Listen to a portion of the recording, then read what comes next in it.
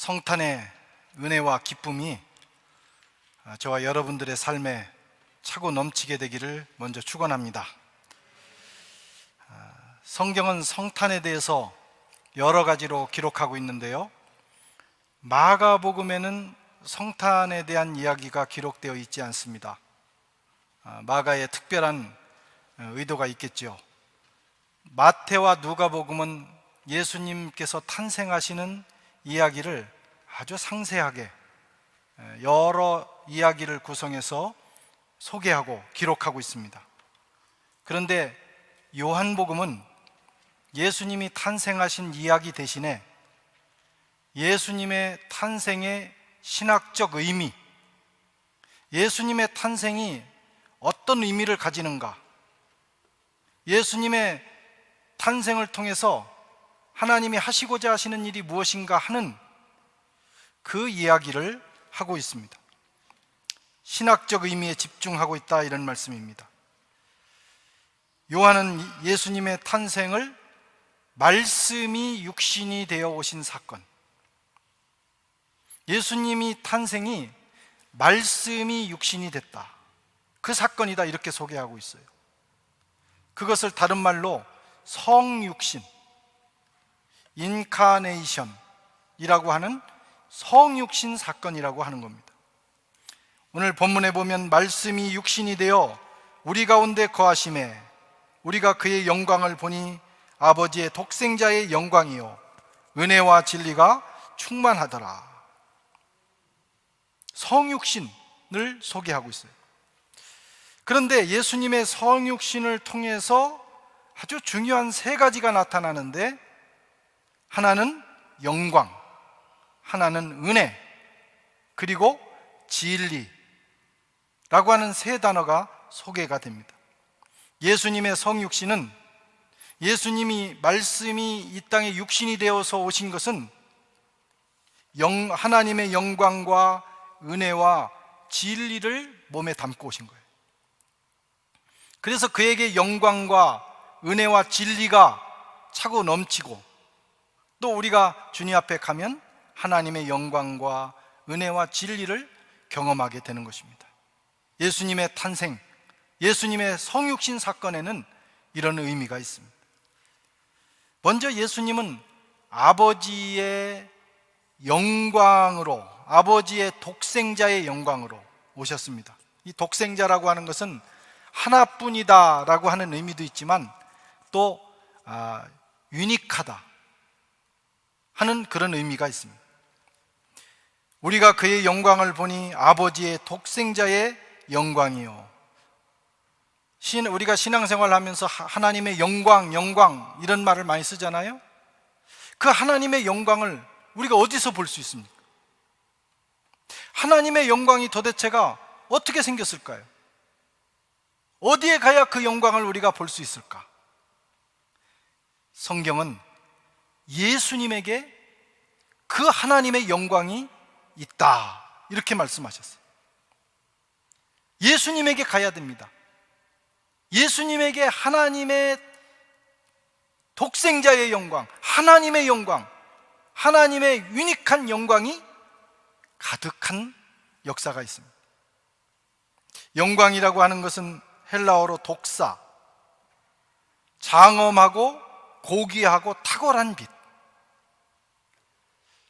표현을 독사라고 했는데, 이것은 그냥 태양과 같은 피조물이 가지고 있는 그 빛 정도가 아니라 그것을 훨씬 넘어서는 하나님의 빛이라는 거예요. 그것이 영광입니다.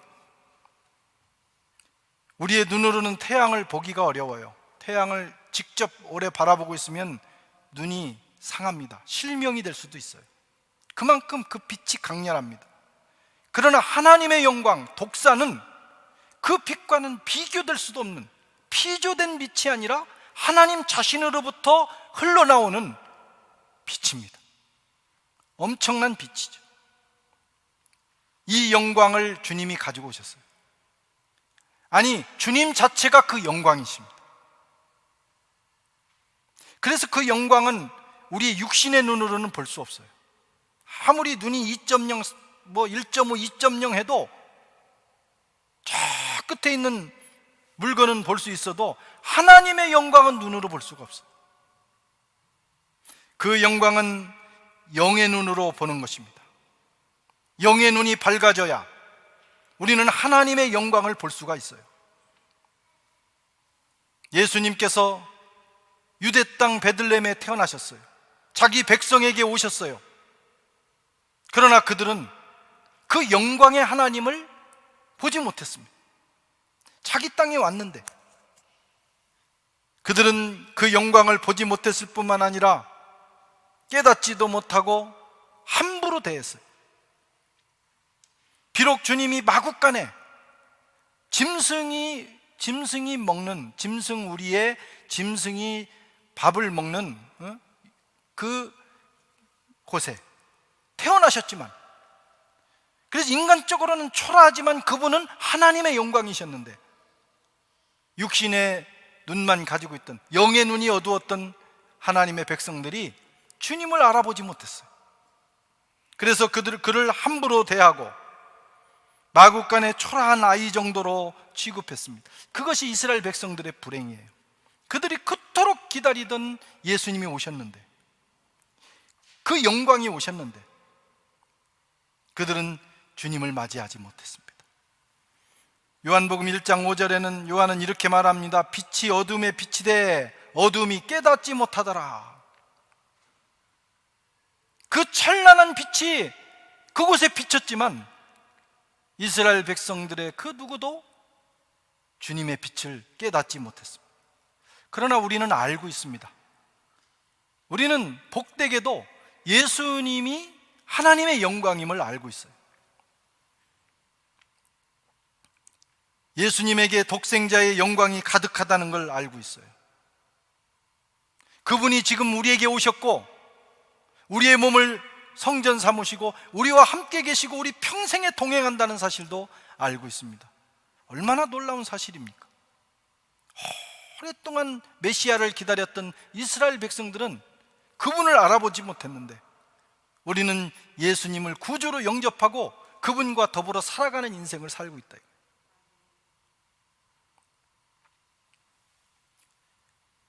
저와 여러분들에게 예수의 빛이 넘치시기를 축원합니다. 이미 우리 속에 계셔요. 빛은 어둠을 물리칩니다. 빛은 생명의 근원입니다. 태양빛도 그런 것처럼 하나님의 영광의 빛은 어둠을 물리치고 생명을 일으키는 역사가 있습니다. 주님이 이 땅에 하나님의 독생자의 영광으로 오셨다는 것은 이 어둠의 땅을 밝히시고 말이죠, 죽어가는 생명들에게 하늘의 생명을 쏟아 부어 주시기 위해서 오신 것입니다. 주님의 빛이 비치는 곳마다 어둠의 그늘에 있는 자들이 빛을 보고 새로운 인생을 얻고 새로운 생명을 얻게 됩니다. 어둠의 영들은 그 빛 앞에서 속수무책으로 무너지게 되어 있어요. 독생자의 영광으로 이 땅에 오신 이 예수 사건은 영적으로는 이 세상을 완전히 뒤집어 놓는 혁명적인 사건을 일으키는 것입니다. 그 영광의 빛이 어둠의 세력, 마귀, 귀신, 사망, 질병, 불행, 우리의 절망까지도 깨끗하게 물리쳐 주십니다. 오늘 이 예수 탄생이 또 저와 여러분들에게 이 영광의 예수께서 함께 계심으로 우리 가정과 개인과 교회와 그리고 이 사회에, 특별히 지금 코로나의 이 어두움이 예수 그리스도의 이 영광의 빛으로 물러가는 역사가 있기를 바랍니다. 우리는 그걸 믿습니다. 하나님께서 하셔야 되는 거예요. 예수님은 그 빛으로 이 땅에 오셨어요. 또 오늘 본문에서는 예수님은 하나님의 은혜로 충만했다 이렇게 말씀하셨어요. 은혜와 진리가 충만하더라. 은혜라는 말은 우리가 다 잘 알지요. 은혜라는 것은 값없이 주시는 하나님의 선물. 조금 전에 말씀드린 영광은요, 영광은 하나님의 본질입니다. 은혜라고 하는 것은 영광과는 또 달리, 은혜라고 하는 것은 죄와 허물로 인해서 하나님께 가까이 갈 수 없는, 죄 때문에 죽을 수밖에 없는 많은 한계를 가지고 있는 우리 인간을 대하시는 하나님의 배려예요. 은혜는 하나님의 배려, 우리를 배려하시는 하나님의 마음이 은혜입니다. 예수님에게는 하나님의 배려로 가득 차 있어요. 우린 자격이 없어요. 하나님을 만날 자격이 없어요. 가까이 갈 자격도 없어요. 죄 때문에 영원히 죽을 수밖에 없어요. 그러나 하나님께서 큰 배려의 마음으로 우리에게 다가오신 거예요. 그걸 다른 말로 은혜라고 합니다. 예수님께서 이 자신에게 있는 하나님의 배려의 마음을 이야기로 소개한 것이 있어요. 그것이 바로 누가복음 15장에 나오는 탕자의 비유입니다. 탕자 잘 아시죠? 집 나간 탕자 둘째 아들, 자기 목 챙겨서 자기가 완전히 탈탈 털어서 아버지를 떠났습니다. 사실은 자기 게 아니에요. 아버지 거예요. 그냥 아버지가 그 몫으로 준 거죠. 근데 지 건 줄 알고 다 챙겨가지고 나가서, 그리고 그 아버지의 소중한 재산을 허랑방탕하여 다 날리고, 자리라도 됐으면 다행인데 다 날리고 말이죠. 그리고 갈 곳이 없어서 돼지 치는 곳에 가서 돼지 치는 일을 하는데 먹을 게 없는 거예요. 그래서 돼지가 먹는 그 쥐염 열매, 꿀꿀이 죽이에요. 꿀꿀이 죽, 그거라도 먹으려고 했는데 그것도 안 주는 거예요.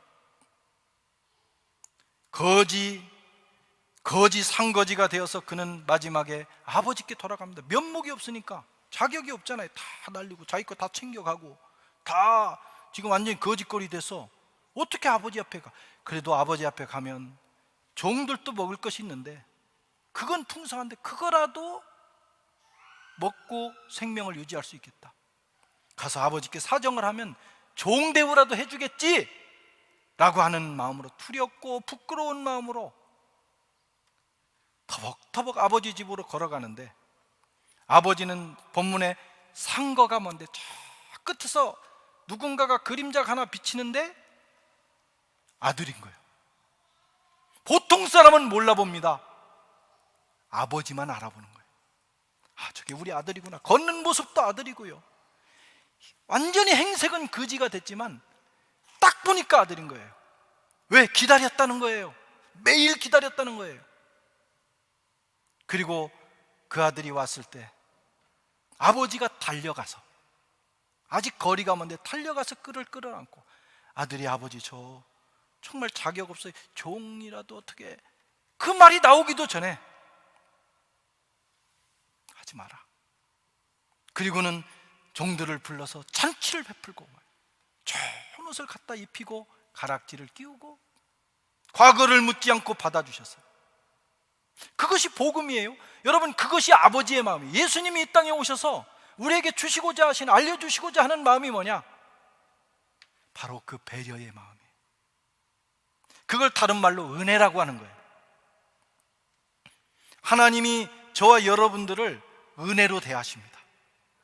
그래서 오늘 우리가 살아있는 것이고, 사실 우리 자신을 하나님 앞에서 객관적으로 보면 그 누구도, 저를 포함해서 그 누구도 하나님 앞에 설 수 없는 사람들이,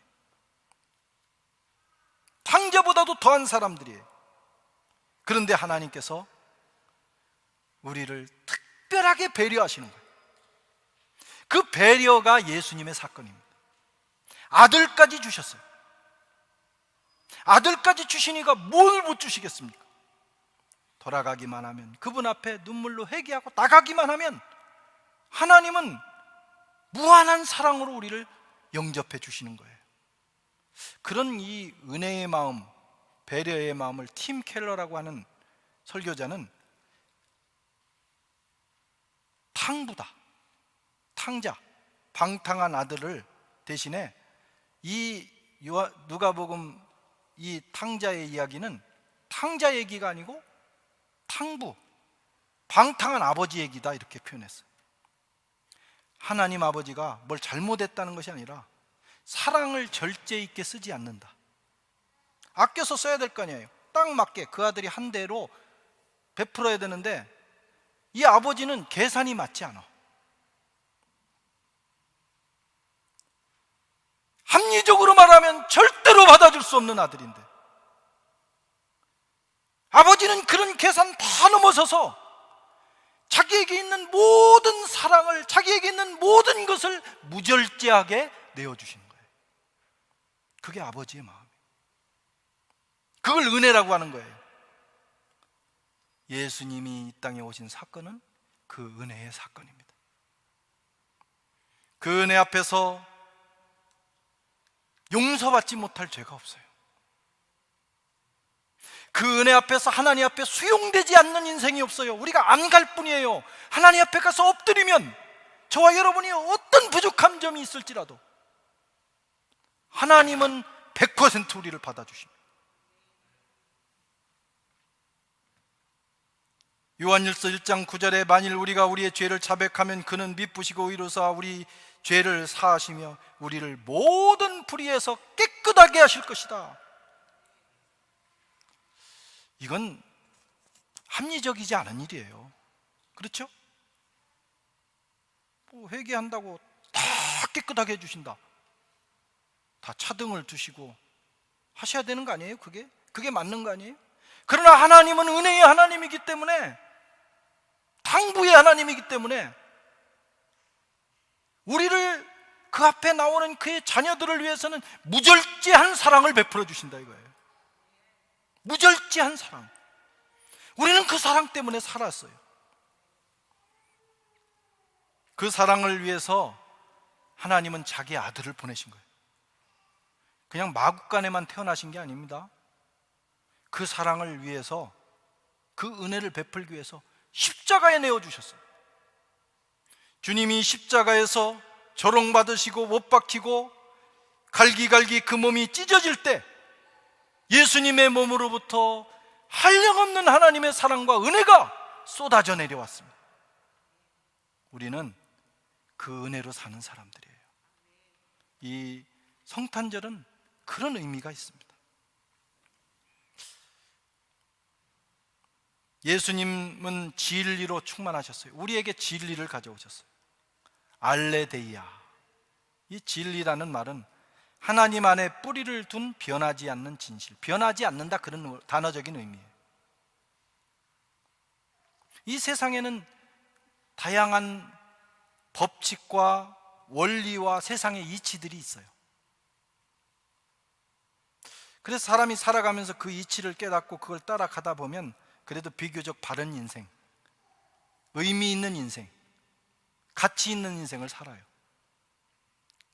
그러나 그 모든 것은 궁극적으로는 변하는 거예요. 절대적이지는 않아요. 그래서 허무한 거예요. 비교적 잘 살았는데 마지막에 가서 내 살아온 족적을 돌아보면, 그리고 내가 도착해서 보면, 아, 내가 이걸 위해 살았는가? 하는 고민이 있는 거예요.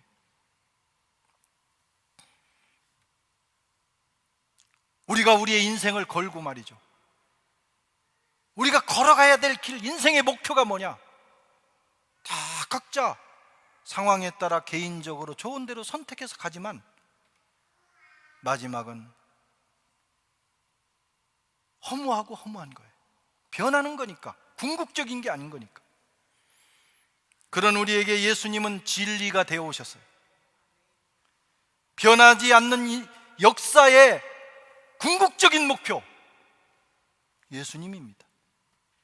우리가 걸어야 될 이 길을 따라 걷기만 하면 후회하지 않는 그 길, 그것이 예수님이에요.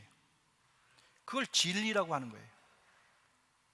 하나님은 우리를 은혜로 품어주실 뿐만 아니라, 그래 용서받고 하나님의 자녀되는데 그 다음에 어떻게 살아야 되느냐 이거예요. 그것도 중요하잖아요. 우리가 살아야 될 길을 가르쳐 주시기 위해서 오셨어요. 그것이 예수입니다. 우리가 진리 안에 산다는 것은 예수 안에 사는 거예요. 예수님의 말씀을 따라가는 거예요. 그리고 예수님과 더불어 살아가는 거예요. 예수님은 그 진리로 충만했습니다. 그 진리를 다른 말로 말하면 길이라고도 하고, 그 길을 따라가면 생명입니다. 생명. 예수님은 나는 길이요 진리요 생명이라고 말씀하셨어요. 예수님 안에 그것이 들어있습니다. 얼마나 많은 사람들이 세상을 열심히 살아가지만 헛된 인생을 사는지 몰라요. 다 후회합니다. 헛되고 헛되며 헛되도다. 바니떼 바니떼 뚜떼 바니떼. 인생이 그런 거예요. 열심히 살았다고 잘 사는 건 아닙니다. 진짜 길을 따라가야 돼. 그 길이 주님입니다. 그래서 내 안에 와라, 내 안에 길이 있다, 주님이 계속 말씀하시는 거예요. 그 길 따라가면 거기에 진정한 행복이 있고 기쁨이 있고 그 안에 생명이 있어요. 그 길을 따라가는 사람을 예수님의 제자라고 합니다. 주님은 우리를 그렇게 부르셨어요. 성탄은 그 길을 가지고 오신 예수님의 사건입니다. 이번 성탄에 진리 되신 예수님을 따라감으로, 그 길을 걸어감으로, 또 그 길을 걸어가는 복되고 성숙한 주님의 제자들이 되기를 주의 이름으로 축원합니다. 기도하겠습니다. 하나님,